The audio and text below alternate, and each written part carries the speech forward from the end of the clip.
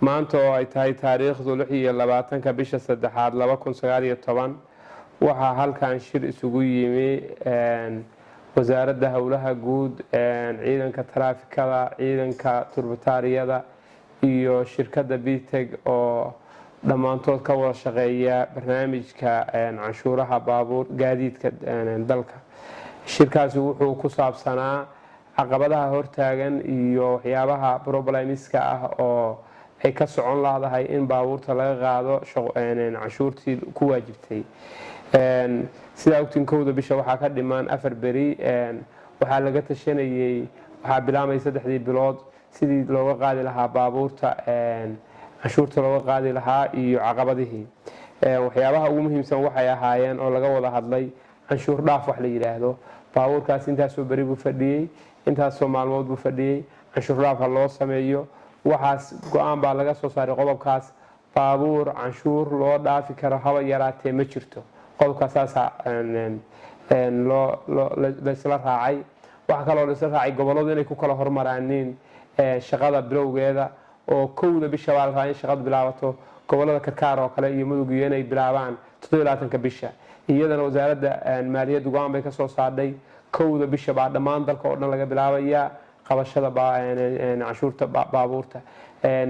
gobol ama magaalo ka hormari ka dhaana ma jiro. qodobkaasna saas la isku raacay.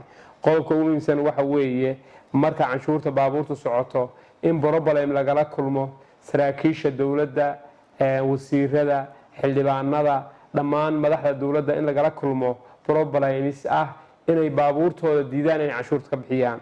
waxaan maanta halkan ka sheegaynaa qof reer Puntland oo aysan ku waajibin canshuur ma jiro. gaariga madaxweynaha oo private-ka ah haddii la qabto isagoo suuqa maraya oo canshuur ku waajibtay waa la qabanayaa waana la xirayaa canshuurtana waa laga qaadayaa.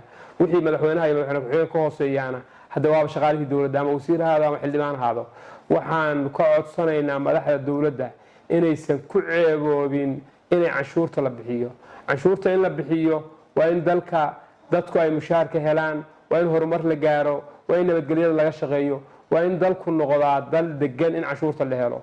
madaxda dawladda waxa laga rabaa marka inay noqdaan dadka ugu muhiimsan oo shaqadaas qabanaya. taliyaasha qaybaha taliyaasha ciidamada dhammaantood nimanka istaafyada wata oo madaxda dawladda ah oo wasiirada iyo xildhibaanada ah dhammaantiin waxaan idin sheegaynaa inay bilaamayo canshuurtii baabuurtu 1 bisha ilaa 15 bisha. waxaa la deynayaa dadka oo waxa la leeyahay taga goobaha oo baabuurta canshuurta wixii ka dambeeya weeye waxa baabuurta la soo qabanayo. maadaama ay idinku tihiin mas'uuliyiintii dalka mas'uuliyadna ay idinka saaran tahay canshuurta waxaa la idin farayaa waxaa la idinka codsanayaa inaad idinku baabuurtiina canshuurataan.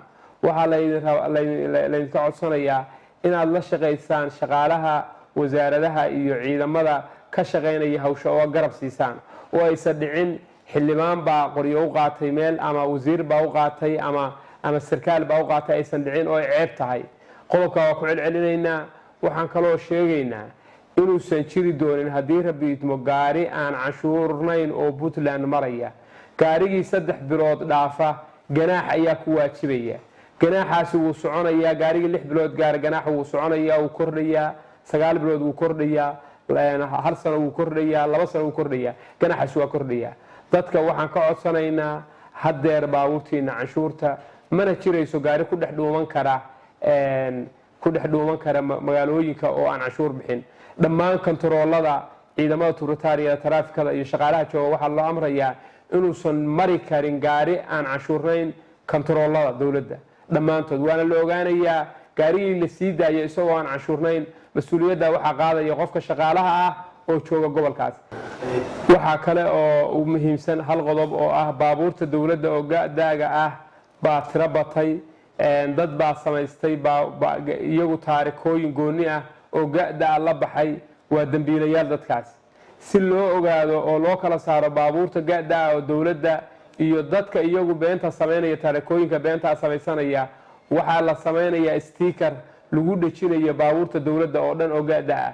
wasaaradaha dawladda iyo ciidamada iyo saraakiisha waxaa la farayaa inay qaataan stickerkaas. ma aha lacag laga qaadmayo waa baabuurtii dawladda laakiin waxaa la ogaanayaa gaariga dawladda oo real ah dawladdu leedahay iyo dadka ku dhex dhuumanaya baabuurta dawladda. sidaa daraadeed gaarigii laga waayo stiikarkaas oo dowladdu leedahay wuxuu loo aqoonsanaya inuusan ahayn gaari dowladdu leedahay waana la qabanaya waana la xiraya qofkii doona ha wato wasiir ha wato haddii baa qadarayo xildhibaan ha wato sarkaal ha wato waa la qabanaya waxaan idinka codsanaynaa stiikarka lacag la-aanta ah oo lagu cadaynayo gaarigan inuu gaarigii dowladda yahay oo lagu kala saarayo gaariga dowladda iyo gawaarida ku dhex dhuumanaysa waa in stiikarka baabuurta lagu xirtaa